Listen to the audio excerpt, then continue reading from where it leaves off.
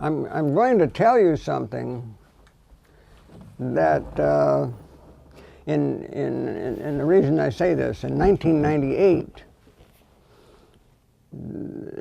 to the best of my recollection, they took off all of the powers of our being able to talk about what happened. That was probably in 1998. So I did something that I really could have been executed for. Aboard ship you have, or not aboard ship, but in the Marine Corps you have these loose jackets, Marine Corps dungarees jacket. My mother had bought me a camera on a fire sale, and it was a flat camera. And you're not supposed to, you can imagine you're not supposed to take any pictures. So I hung this camera around my neck underneath this Marine Corps jacket, and I unbuttoned 2 buttons. Uh-oh. And I took pictures all the way through all this. I took what I was interested in. I wasn't interested in any top secret situation. What I was interested in is a Navy chief died aboard ship, and they put him in the freezer. And we used to kid one another about, when we had breakfast, that we were having chief on a shingle. So I had this camera, and we were transporting the ship, or the chief, from our ship to a cruiser so that they could take the body back to Honolulu. I want to get a picture of this. And so they ran some ropes across, and they had pulleys on this casket. And so they run this casket across this rope, and it connects the 2 ships. And the ships rolled away from each other just at the worst time.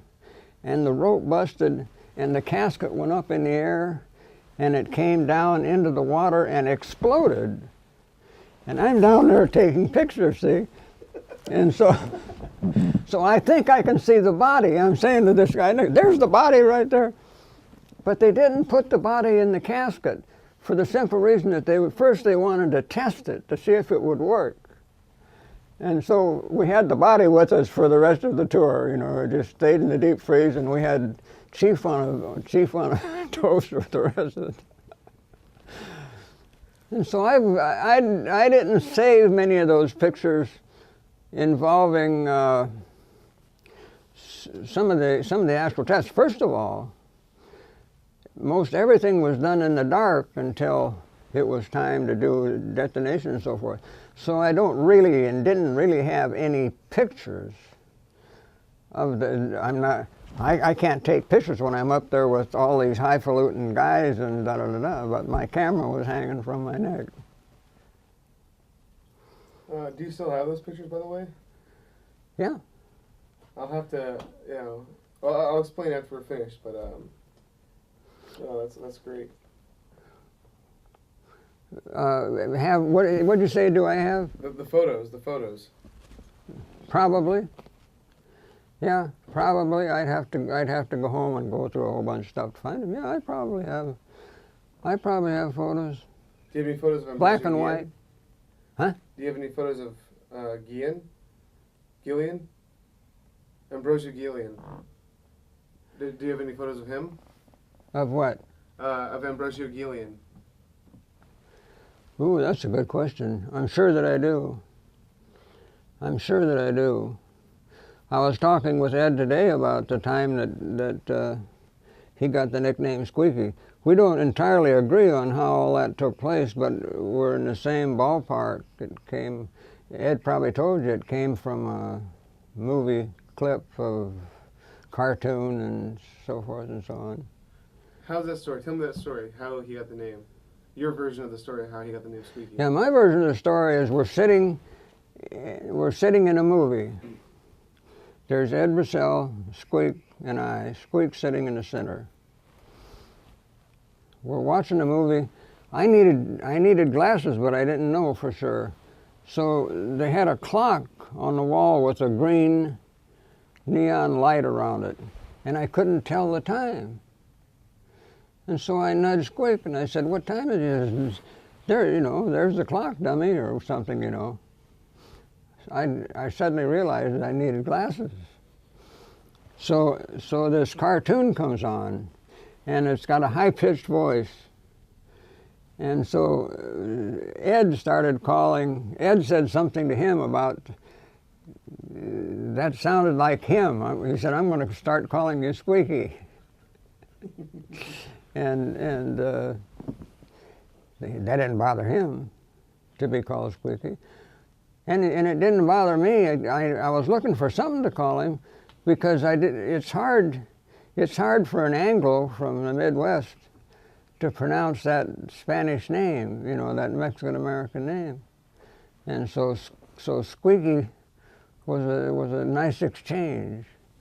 And then as time went on, that was shortened to Squeak, and he went by the name Squeak from then on. Nobody ever made fun of him, or nobody ever made fun of him. He was that kind of a person. You just didn't make fun of him. Not that you were afraid he'd get mad. He just carried with him a kind of aura of respect that you didn't question that. You know, you have some guys that you make fun of because they do stupid things. Squeak didn't do stupid things. I'll never forget the day he walked into the barracks. I don't know, I happened to be up there delivering mail or something, and this guy walks into the barracks wanting to know where to put his sea bag. And I looked at him, and he had the narrowest face of any human being I ever saw. You could have cut cheese with it. That's true. It was just a very narrow face and quite long. And I thought, wow, this guy is something else. I wonder where he come from. So this is the first time that you met him? Yeah, first time. Tell me that story. Tell me that story again. About what? The first time you met him, and the circumstances that... The very first time I met him was, I'm in the barracks. I had to deliver mail to the troops. That was part of my job in administration. And so I was sitting on my bunk or something, and this guy comes in the indoor. He's got his sea bag, and he looks at me and he wants to know where he's supposed to put his sea bag, you know, where's his bunk? And I looked over and I saw a young man with the narrowest face I've ever seen in my life. It looked like somebody had laid him on his side and taken an iron and squeezed his face till it was about that wide. And if you know, you can see that in the pictures. As he grew older, his face filled out a little bit, but not much. And nobody ever made fun of that. That's weird. He carried with him an aura of respect without saying anything. Some people are like that. And he never put himself in a position where you had to make fun of him. He was very quiet. He didn't talk much. I don't think he went on liberty for a long time. I thought there was something wrong with him. There was another young man that came aboard about the same time. His name was Valdenegro. And Valdenegro was a little bit that way. They didn't do a lot of going on liberty initially until they got acquainted with people like Ed Brusell and other people that were quiet. They didn't like to go on liberty with a bunch of hellraisers. That's why they never went with me.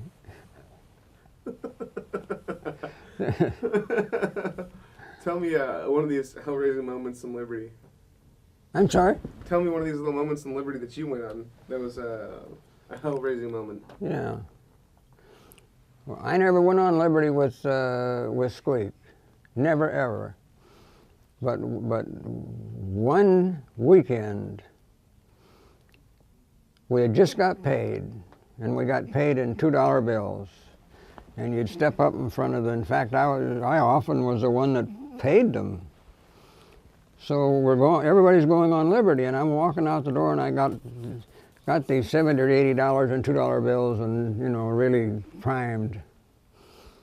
And they had a poker game going on, and a young man by the name of Carroll, and I'll never forgive him or forget him, said, "Neil, sit down. We've got a good game going." And I said, "Yeah, that does look like a good game." So I sit down, and I got 4 deuces in 5-card stud. Whew, man, this is going to be a great Liberty. So I'm betting, and Carroll's raising me. And I'm betting, and Carroll's raising me. Pretty soon, all my money's in the pot. And he turns over 4 aces. This is a true story. I lost on 4 deuces and 5-card stud. So I said to Carroll, "Carroll, you broke me. Loan me 20. He wouldn't loan me a penny. So we get aboard ship. And it was the night before I shipped out of that ship. They put me on a little boat and took me to Eniwetok and so forth. So another poker game going on. Payday stakes. Carroll's in that poker game. I'm in that poker game. Carroll's got 3 deuces up. I've got 3 aces up. We bet the farm. I turn over 4 aces and take all of his money, and I felt so good about that, I'll never forget it as long as I live. Unbelievable. So, I mean, the tables like literally just turned. Completely flipped over. And the chances of getting 4 aces or 4 deuces or 4 anything in 5-card studs almost impossible. And yet there was 2 games that I was in, one that I lost on 4 deuces and the other that I won on 4 aces. So did he ask you for 20? Huh? Yeah. Did he ask to? No, no. But here's something that's interesting too, to show you the kind of people I was with. We played for payday stakes. And so it just happened, this was on a Thursday night, it just happened that this was one of my luckiest nights of poker in my life. I won the deep sea diving equipment from the guy that had the deep sea diving equipment. I won all the barber tools from the guy that was the barber. I won the electric sewing machine from the guy that did the sewing, for putting on chevrons and so forth. And that was Thursday night. Friday morning, they put me on a little boat, and I went to Kwajalein or Eniwetok. Eniwetok. 40-foot waves. I'm on this little boat. And this South Dakota farm. I'm way up in the air, and then I'm way down in this hole. And I was flown back to San Francisco. About 6 months later, I'm at Treasure Island. Somebody gets on the loudspeaking system, "Hey, Hoying, you got some stuff over here that somebody left." I go over there. When the USS Curtis came back through Treasure Island, they dropped off all the things that I had won. I wasn't short one thing. That's the kind of people that was aboard the Curtis. Just very, very honest type people. I've still got the sewing machine. This is true. I know exactly where it's sitting at home. It's a box sewing machine, automatic. You plug it in. My wife has used it for off and on for years. She don't use it anymore, but. So we're talking. This is 2008. We're talking 51, 52, somewhere in the neighborhood. So we're talking 50-some years that I've had that sewing machine. Honest people, that's the best. That's unbelievable. You could take your billfold, you could take your billfold, and there's some $100 bills in there, and I could throw it out on my bed and go in and take a shower. I never had to worry about somebody taking any money out of my billfold. That could lay there all weekend. Nobody would ever touch it. That's the kind of people that we were living with. Just very, very honest All of those people.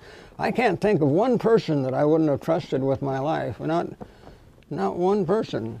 I can think of a few that I shouldn't have got drunk with, because we Shore Patrol didn't go very big with that, but funny. So, and this is perfect for the Curtis, and a little bit of mail about Brush again. Was he excited? How did you pitch him the idea of going to sea school or becoming a Raider? Did you tell him that you were going to become Raiders? Oh yeah. That's. I think that deep down there's a lot of them that still hold a grudge against me, because although they all, people like Ed Brissell, when we got back stateside, he went to a drill instructor school, and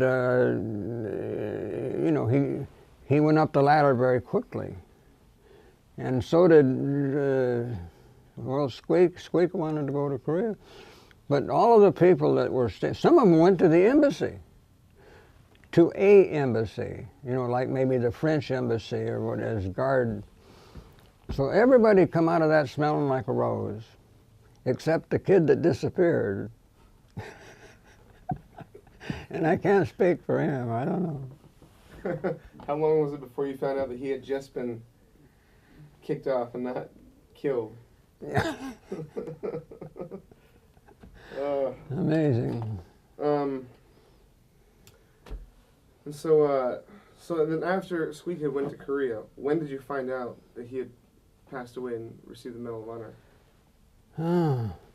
The first thing that I heard, that one of our Marines won the 42nd Congressional Medal of Honor in Korea. That was the first thing that I heard, and who was that? And they said Squeak. And then I started looking at it into it a little deeper, and I realized that happened like 2 days before the signing of the armistice, or a day and a half, or whatever, and that made it just a very sad situation, that you could get this close to survival. And because they couldn't agree on the size of the table that they were going to sit around to sign the armistice, people like Squeak got killed, because the Chinese and the North Koreans were trying to get as much land as they could before the armistice was signed. And Squeak wasn't the only one. I can remember a young man by the name of Clark, who was killed, I think the same day that the armistice was signed. And Valdenegro, in that same battle, Squeak was killed. I'm sorry? Valdenegro. Valdenegro, that's right. That's right. Some of them got wounded up, toward the end. I think not Cole, but I think Billy Barnett was wounded shortly before that armistice was signed. Really sad, really upsetting, but that was the first inkling I had that Squeak had been killed. I happened to pick up the San Francisco paper, and there was a little headline there that local Marine wins the 42nd Congressional Medal of Honor. So right away I wanted to see who that is, and I couldn't believe it, that it was him or I wouldn't have believed it if it would have been anybody that I knew. And so and now, the 42nd Congressional Medal of Honor wasn't any landmark. It just happened to, that's how many had won the Congressional Medal of Honor. What a way to go. Mm. What kind of person was Squeak, character-wise? Yeah. Well, I think the first word that comes to my mind is quiet. He was quiet. He wasn't bashful. He was just quiet. You don't meet many people like him. if the three of us were sitting in now talking, we'd almost have to ask him to contribute something. He wouldn't do it on his own. He would sit there and listen, but he wouldn't get involved in some kind of a leading conversation unless it actually pertained to him or to some incident that we needed some information from him about. No, he never questioned either. He never questioned. He's as I remember correctly, he wanted to be where the action was. I don't know how to take that other than I don't think he wanted to be a hero. I think he just wanted to. He was trained as a Marine, and he trained other people to become Marines when he was a drill instructor, and now he wanted to use some of the things that he learned. I think it was probably, I don't want to say as simple as that, but I think that probably had something to do. He didn't have to go to Korea. He wanted to go, and he asked, when people were coming back, I was at Treasure Island, and the people that were coming back, they were asking them about, those who hadn't been there, they wanted to know what it was like. And most of them said, you don't want to go there. You don't want to know what it's like. And some of them had received, there were so many killed, that some of them started out Monday morning as PFCs and went to bed Friday night as master sergeants because the guy ahead of him got killed, and they would take, or wounded, and they would take their rating. And I met some guys that come back from Korea at Treasure Island that were tech sergeants, gunner sergeants, and hadn't even had time to sew on their rank. They were still PFC or corporal as far as their rank was concerned. And they were not happy campers at all. They're looking at them the way I knew them prior to their going to Korea, and the way they were when they came home. They were just different people. Why was that? From what they had seen. We know the answer, but I mean, describe your version of Korea. Yeah. Okay, let's take Cole. Cole was Cole, bless his heart, like a lot of us, he drank a lot. But Cole was the type of person that really felt for you in his heart. He worried about you. If you got wounded, and I'm getting some playback from people that were there, he cried a lot over other people that got hurt. And I think that there were a lot of the guys that went over there happy-go-lucky. One guy went over there, he was happy-go-lucky because he was born and raised in California, and he enlisted in the Marine Corps to see the world, and 3 years later he's still in California. So when he got transferred to Korea, he's happy as a lark. But somehow, and this has been told to me, somewhere along the line, he didn't know how to take care of himself, because when they got to Korea, there was no front lines. There was, where am I? There's no front line. And so he picks up his BAR, and he starts up this hill with this BAR. And the man I was talking to said you could see the pink coming out of the back of his back, because they were shooting him to death, literally. And he walked over and sat down and leaned up against a tree and died. He was just completely slaughtered. He wasn't running. He wasn't running away from anything. He wasn't running toward anything. He was just walking up this hill with this BAR, with his finger on the trigger, shooting. And they just literally killed him.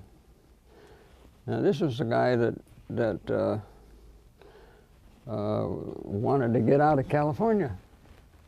joined the Marine Corps to get out of California, and that's the way he died.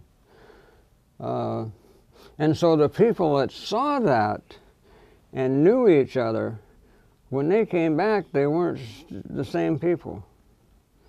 They didn't feel the same way. They had some hostility hidden somewhere that was coming out. They didn't talk about it, but you knew it was there. That hostility was there. You didn't. I can remember talking to one young man that had been a corporal, and he was first sergeant when they came back, and I was all excited for him. I wanted to talk to him about that, and he wasn't interested at all in talking to me about his sudden rise in fame. As far as now, here's another story that tells you how sudden this thing is. Two guys sitting next to each other.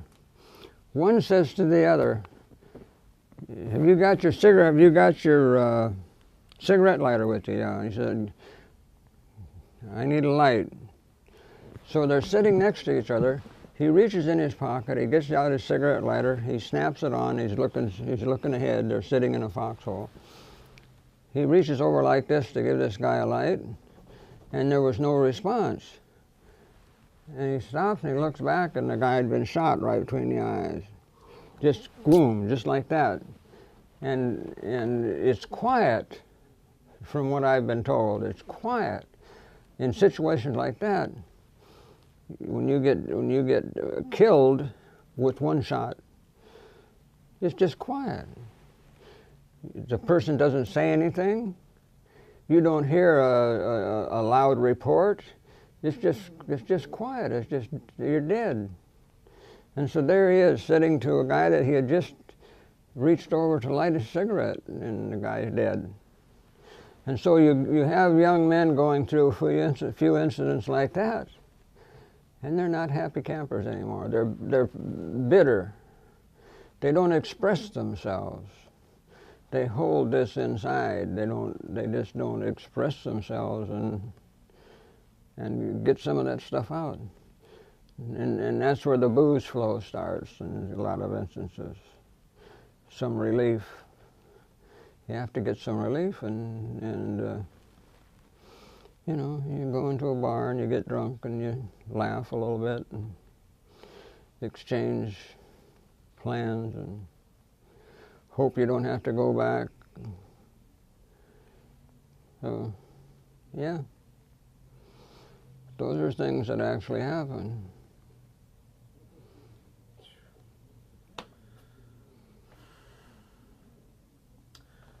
So this is my second to last question here.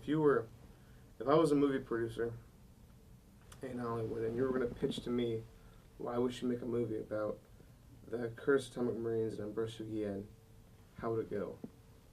You're going to have to ask me again because I lost you. If I was a movie producer in Hollywood and you were me and you were going to pitch me the story about Ambrosio Guillen, how would you do it? In other words, convince me why I should make a movie about Ambrosio Guillen. Yeah, that's a tough question. One of the things that keeps coming to my mind is And the Atomic Marines. I would want to encourage you to stick to the facts. You know, don't get away from the facts, because once you get away from the facts, then you're going to lose everything. You're going to lose the story. You're going to lose the listener. It's just not going to work. If there's any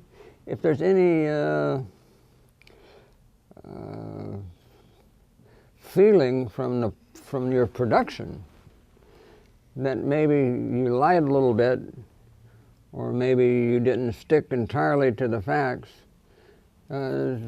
people pick up on that right away, and it don't come across as being real, even though it might be. You know, even though the facts might be the facts, if you felt like maybe if you changed the facts just a little bit, it's going to make a better movie. It's not going to work. It don't work that way. It's my opinion. I agree. Yeah. If you could say one thing right now to Squeak, if he could come back on Earth for one day and spend some time with you, what would you say to him? Wow.